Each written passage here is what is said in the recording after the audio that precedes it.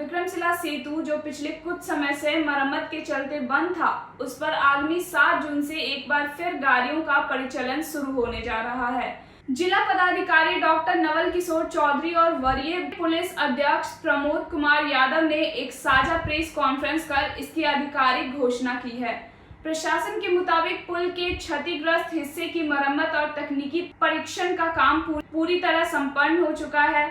सुरक्षा को पुख्ता करने के लिए कई स्तरों पर ट्रायल भी किए गए हैं। अब 6 जून की शाम को डॉक्टरों, मीडिया प्रतिनिधियों और प्रशासनिक अधिकारियों की मौजूदगी में इसका फाइनल टेस्ट होगा, जिसके बाद 7 जून की सुबह 11 बजे से इस पुल को आम जनता के लिए खोल दिया जाएगा।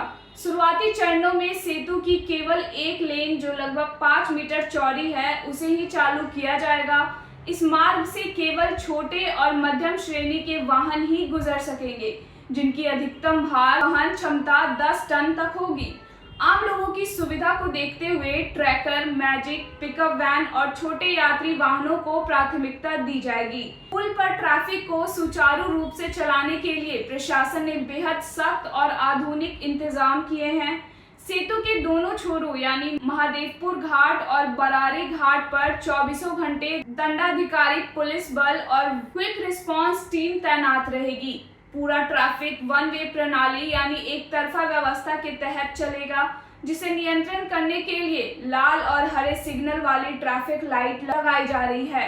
यही नहीं, पूरे इलाके की 24 घंटे निगरानी ड्रोन और सीसीटीवी कैमरों से की जाएगी। यहाँ एक और महत्वपूर्ण बात आपको बता दें, जिलाधिकारी ने साफ किया है कि माननीय मुख्यमंत्री के निर्देशानुसार नदी में वर्तमान में संचालित सभी नाव सेवाएं पूरी तरह से निःशुल्क रहेगी। नाविकों के खर्च की भरपाई खुद प्रशासन करेगा। अगर कोई भी नाविक यात्रियों से अवैध वसूली करता है तो उस पर तुरंत एफआईआर दर्ज कर नाव जब्त कर ली जाएगी।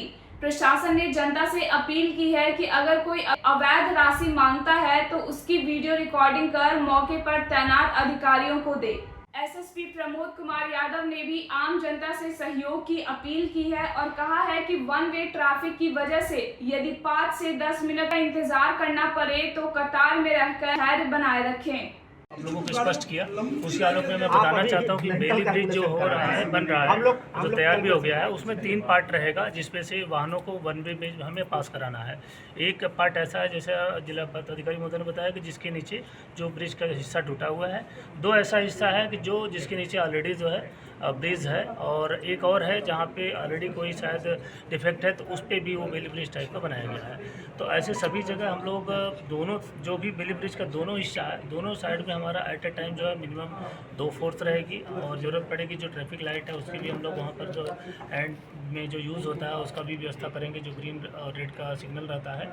और साथ में जो हमारा चारों जगह है, तो 24/7 में मिनिमम अभी हम लोग 3 शिफ्ट में लगाएंगे, 8-8 घंटे का।